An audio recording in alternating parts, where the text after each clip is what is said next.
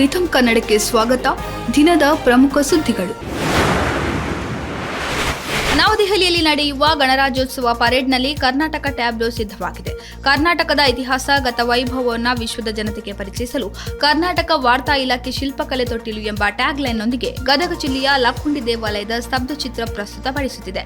ಸರ್ವಜನಾಂಗದ ಶಾಂತಿಯ ತೋಟಕ್ಕೆ ಕರ್ನಾಟಕ ಮಾದರಿಯಾಗಿದ್ದು, ಸಾಮರಸ್ಯ ಸಾರುವಲ್ಲಿ ನಾವು ಈಗಲೂ ಹಿಂದೆ ಬಿದ್ದಿಲ್ಲ ಅನ್ನೋದು ಟ್ಯಾಬ್ಲೋ ಉದ್ದೇಶ ಆಗಿದೆ. ದಾವೋಸ್ನಲ್ಲಿ ನಡೆದ ವಿಶ್ವ ಆರ್ಥಿಕ ವೇದಿಕೆ ಸಂದರ್ಭದಲ್ಲಿ ಮಾತನಾಡಿದ ಕೇಂದ್ರ ಸಚಿವ ಅಶ್ವಿನಿ ವೈಷ್ಣವ್, ಹಲವು ದೇಶಗಳು ವಂದೇ ಭಾರತ್ನಲ್ಲಿ ಆಸಕ್ತಿ ತೋರಿಸಿವೆ ಎಂದಿದ್ದಾರೆ.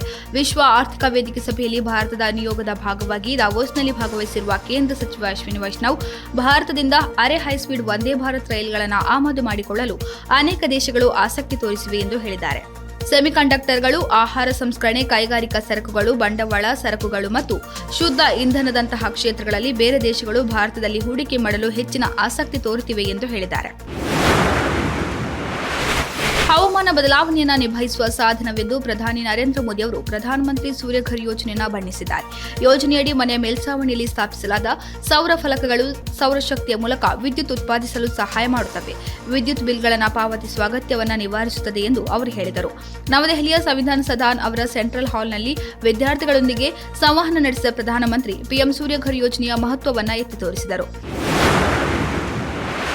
ಭಾರತದಲ್ಲಿ ಅತ್ಯಂತ ಪ್ರಸಿದ್ಧವಾಗಿರುವ Indian Premier League Royal Challengers ತಂಡ ಅಭಿಮಾನಿಯೊಬ್ಬರು, ನಮ್ಮ ಆರ್ಸಿಬಿ ತಂಡ ಈ ಬಾರಿ ಗೆಲ್ಲಬೇಕು ಎಂದು 144 ವರ್ಷಗಳಿಗೊಮ್ಮೆ ನಡೆಯುವ ಪ್ರಯಾಗ್ರಾಜ್ನ ಮಹಾಕುಂಭಮೇಳದ ತ್ರಿವೇಣಿ ಸಂಗಮದಲ್ಲಿ ಆರ್ಸಿಬಿ ಜೆರ್ಸಿಗೆ ಪುಣ್ಯ ಸ್ನಾನ ಮಾಡಿಸಿದ್ದಾರೆ. ಈ ವಿಡಿಯೋ ಇದೀಗ ಸಾಮಾಜಿಕ ಜಾಲತಾಣದಲ್ಲಿ ಭಾರೀ ವೈರಲ್ ಆಗಿದೆ.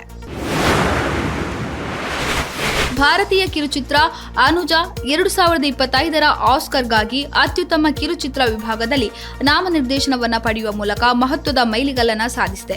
ಅನುಜಾ ಕಿರುಚಿತ್ರವನ್ನು ಆಡಮ್ ಜೆ ಗ್ರೇವ್ಸ್ ಮತ್ತು ಸುಚಿತ್ರಾ ಮಟ್ಟೆ ನಿರ್ದೇಶಿಸಿದ್ದಾರೆ.